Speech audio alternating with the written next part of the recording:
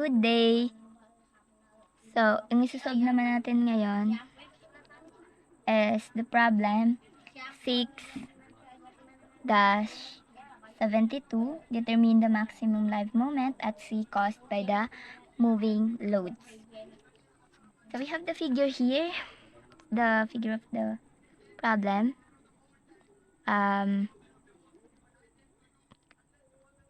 This is A,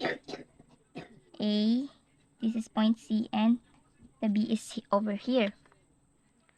Yan. So, the distance between A and C is 20 feet, and C to B is 30 feet. So, we have the moving loads here, and the distances between those moving loads are 3 feet, 4 feet, and 3 feet. So, the first thing that we have to do is place a unit load at various location X along the member. So, maglalagay tayo dito ng unit load. That would be P. Sorry, P. That would be P, and that is equal to 1.0 or 1. And the distance between this unit load na nilagay natin and point A, that would be X. So, yan yung distance between A hanggang dito sa P. Then, since this is a pin connected, meron tayo dyan, reaction. And roller naman to, meron tayong reaction at B. Reaction at A and reaction at B. So, ang gagawin natin ngayon is isusolve natin yung reaction at A using summation of moment at B para makuha yung reaction sa A. Now, summation of moment at B is equal to 0. To the right is positive tayo. Now, RA times the distance, since iikot siya ng clockwise, that is positive. RA times the distance 50 minus the load P here, na ang value ay 1 minus 1, clockwise siya, diba? Then, the distance here between this is, since 50 yung total natin, minus X lang siya. Yan, 50 minus X. Anong load pa bang iikot sa point B? Wala na, diba? So, dalawa lang siya. Equal to 0 na yan. Now, by solving this, we can get the value of RA, or the reaction at A. And that is 50 minus X. Na-transpose lang to siya over 50. Yan. So, may value na tayo ng reaction sa A. Ngayon naman, by solving summation of forces vertical equals 0, upward is positive, masosolve naman natin yung reaction at B. Diba may value na yung RA natin. So, positive siya kasi upward. 50 minus 1, yung unit load na linagay natin, yung P, that is equal to 1. So, minus 1 since downward. Plus RB na upward. And, yun lang yung loads natin. So, equal to 0 na siya. By solving this, we can get the value of RB. And that would be 1 minus 50 minus X over 50. Kung gusto niyo simplify, X over 50 siya. So, alam niyo na yung solve. Now, we got the values of reaction at A and reaction at B. So, pwede na tayo mag-moment sa C. So, yan. Consider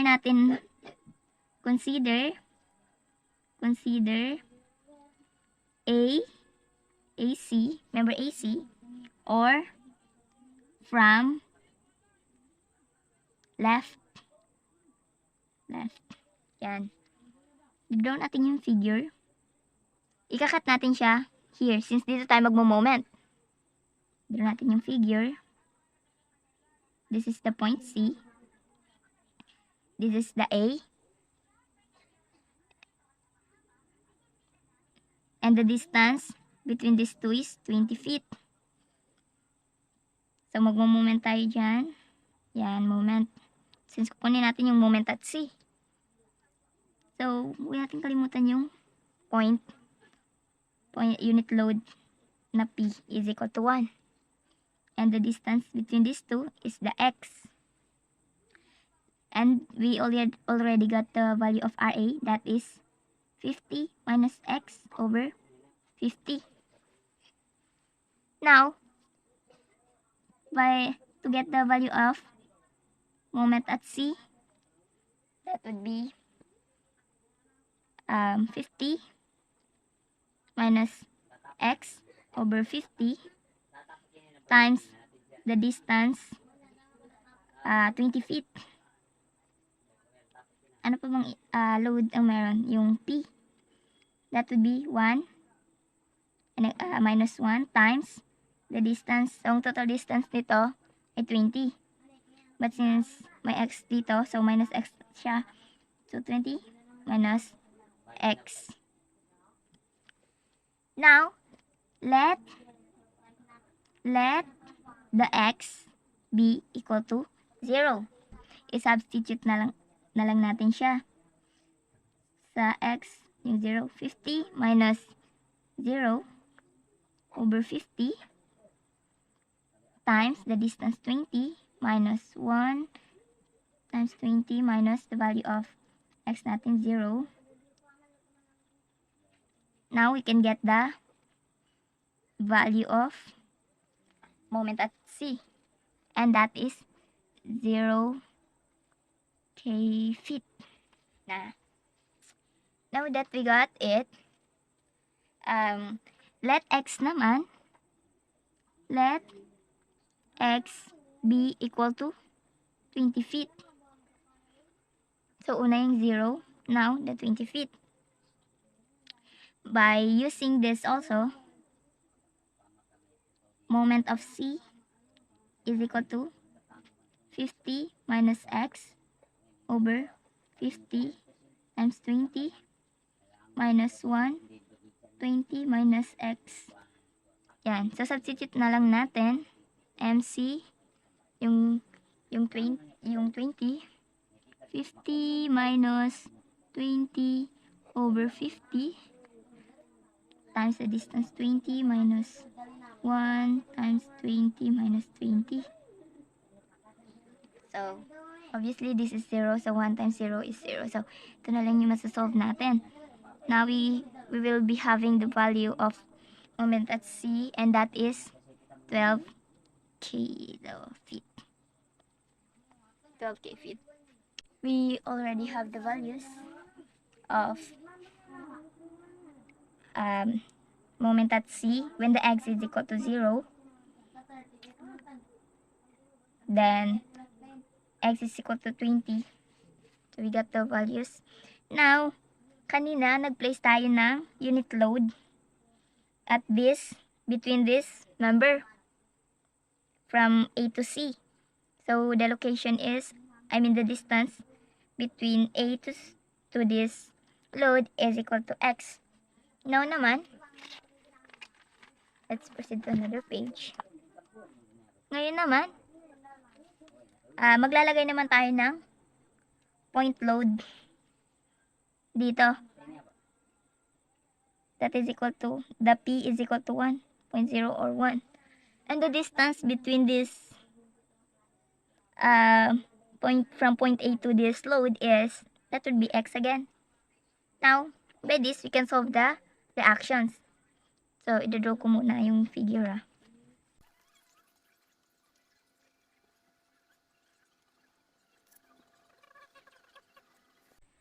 Ayan. Ngayon, kanina naglagay tayo dito, diba? So, ngayon dito naman tayo maglalagay from between this point C hanggang B. So, again, the distance between these two load is X. Ayan. So, ang P natin dito is equal to 1 or 1.0. Ngayon, isasolve naman natin yung reaction again. Isosolve ulit natin kasi kanina nandito yung unit load na nilagay natin na yung P, di ba? Dito yon. So, ngayon, nandito na siya. So, given na, ano na naman siya, isosolve naman natin yung reaction. And ngayon, to solve it, so RA ito, RB, or the reaction A and the reaction B, magmamoment tayo sa moment at B, sa B.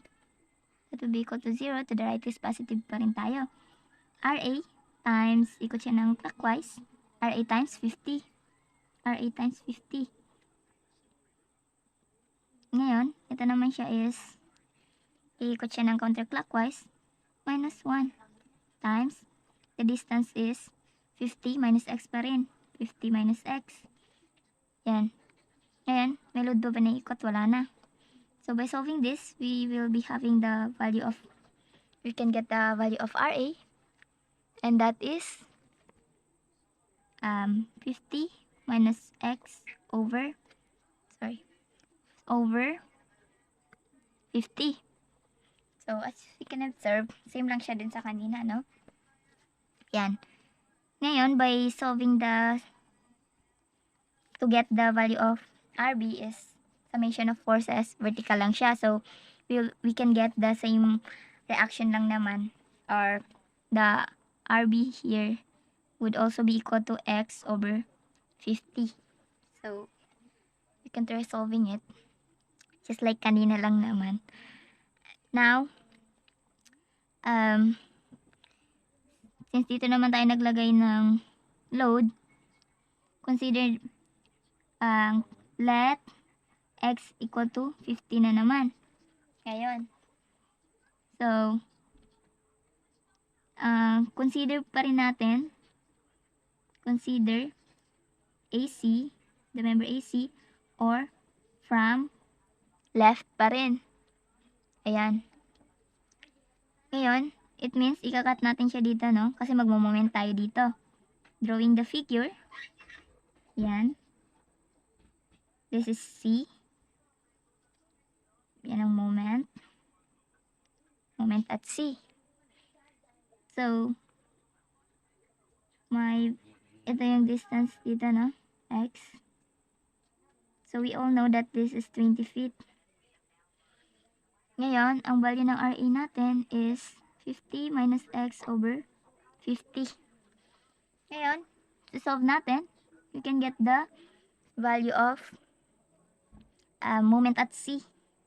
Moment at C is equal to 50 minus x over 50.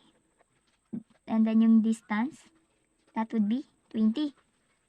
So, anong load pa bang iikot dito? Wala na, di ba? Kasi yung load P natin is nandito siya sa member CB. So, wala na siya dito.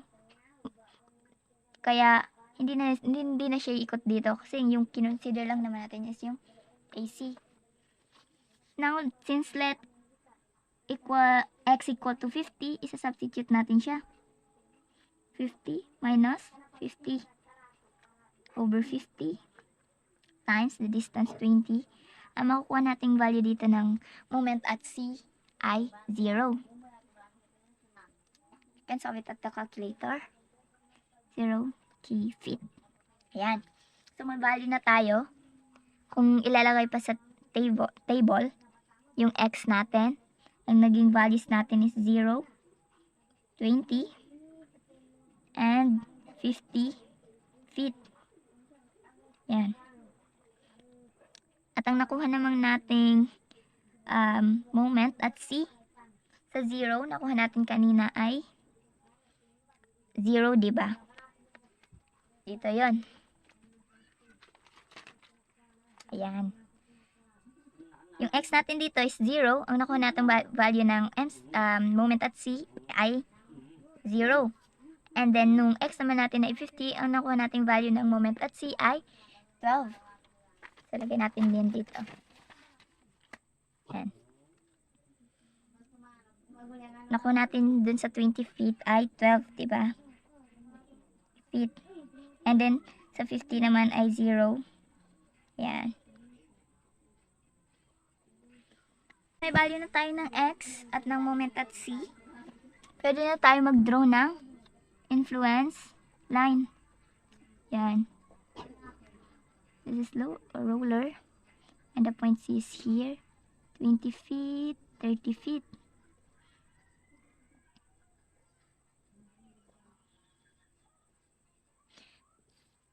By drawing the influence line, ang nakuha natin nung ang x natin ay 0, dito 0, ang nakuha nating moment ay 0. So, yan, 0 siya. Ngayon, nung nag 20 feet naman tayo, ang nakuha natin ay 12. So, ito siya ay 12. Yan, 12. And then, sa 50 naman, ang nakuha nating value ay, ng moment at c ay 0. Kaya, pwede natin i-connect ang mga nakuha nating value. So, yan, may influence line na tayo. Ngayon, we can proceed. Proceed tayo sa next.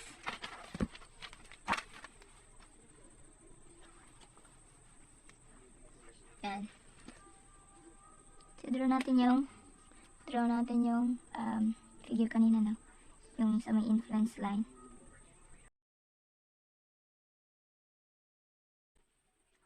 So, ito yung influence line natin, diba? So, this is 12. And then, when 2K load is at point C. Yan. So, this is 2K or 2 kilo. And then, yung load dito is kasunod sa 2K is the 4K. We have the 6K also. And 2K again. Yan. So, may mga distances ito siya between each load. So, at least, the 2K load is at point C. So, divide ito yung point A, point C2, and then point B dito. Ngayon, ang distance, papantay natin yung mga lines nila, no? Ang distance nito ay 3 feet, diba? And this is 4 feet naman, and another 3 feet. So, if this is 20 feet, so plus 3, ang magiging distance niya from point A is 23. And then, may 4 na naman dito. So, that would be 27. And another distance 3, 30. Ayan. So, therefore, we can solve the values of this. This is y1, y2, and y3. To get the values of those y's, we can use the similar triangle from similar triangle. Yan. 12, this is 12, diba? Over 50. So, diba this is 50 overall, diba? So, minus 20 lang yan. That would be 30. Yan. 12 over 30. That is equal to y1 over the distance of these two is 27. Yan. Also equal to the y2 over the distance of this naman to the 30 minus 3 minus 4 and minus 3 again. That would be 20. Yan. I am sorry. Ito pa pala tayo sa y2. Minus 4 minus 7. 23. That would be 23. And then y3 over the distance of this. Y3 over the distance of this is 20. Yan. By solving this, we can get the values of y1, y2, and y3. So, isolve natin sa calculator. 12 over 30. Solve ko na lang alpha x over 27. Shifts. Yan, 10.8 ang y1 natin. 8. Then, ang y2 naman natin, 23 dito. Shift solve equal 9.2. Then, ang y3 naman natin, this is 23 ay 20. Shift solve. Yan, we got the value of y3, that is 8. Now, we can solve for the moment at C, max. That would be the max. Yan. Therefore, equals the 2 times what? The 12. Ito yung na 12. May value nakasetted tayo dito, 12. Plus, the moving load 4 times ang y1 natin ay 10.8. Plus, yung 6 naman, times ang value ng y2 natin ay 9.2. Plus, the 2 times value ng y3, that is 8. Yan. By solving this, we can get the value of moment at C max. And that would be, solve natin, 2 times 12 plus 4 times 10.8 plus 6 times 9.2 plus 2 times 8. Ayan. And what we got is, okay, we got 138.4 kilo feet. Ayan. Meron na tayong Y max. Yan. So, una pa lang yan. So, kasi, yung 2K na load, ay ilagay natin sa point C. Now, ilalagay naman natin siya sa, yung 4K naman ilalagay natin sa point C. And then, next is yung 6, ilalagay natin sa point C hanggang sa 2, yung pinakalas, ilalagay natin sa point C. So, following that step, makukuha natin yung values ng MC or the moment at C, the maximum load. I mean the maximum live moment at C.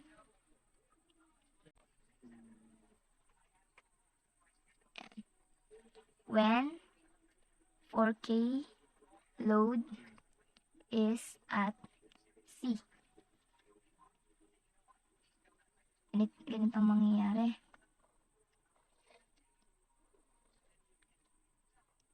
This is 12. Ang ilalagay naman natin dito ay 4K. So, ang 2K is nandito na siya. Then, dito naman yung 6K and the 2K. Yan. This would be our Y1, Y2, and Y3. Yan. So, parang kanina lang. So, the distance between these two is 3, diba? So, this is 17. This is 24 and 27.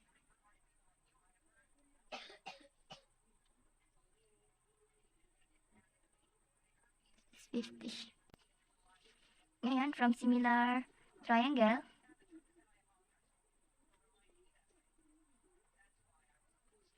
so solve natin yung makuha natin yung y1.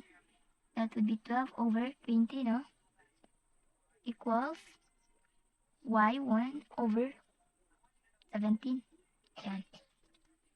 So, ang value ng y1 natin, that would be 10.2. Also, from this side naman, 12 over 20, solve natin yung y2. That would be, distance here is 4, so that is 26. 26. Then y3 over, that's 4 plus 3 is 7, so yeah, 26.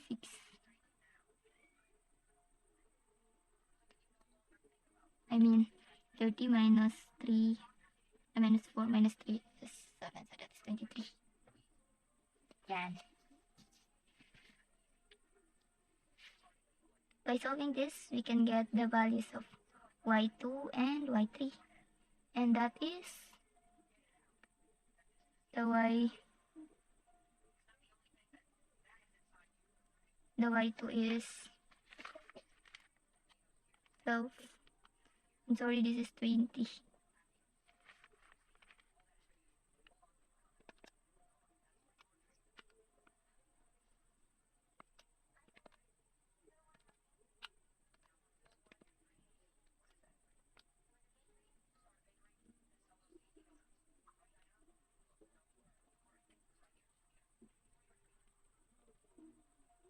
This is 30 na pala.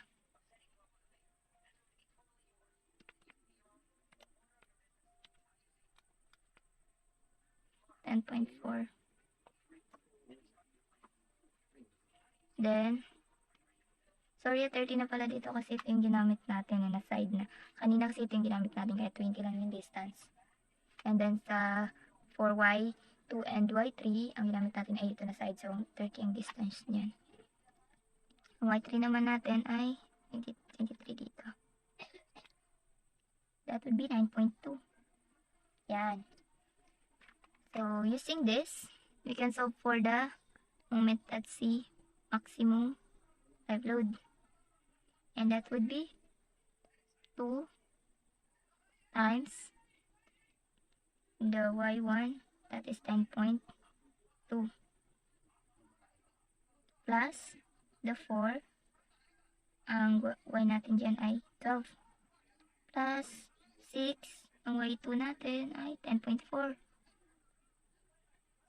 plus the 2, ang y3 natin ay 9.2. Yan. So, by calculating it, makukuha natin ay 149.2 kilo feet. Now,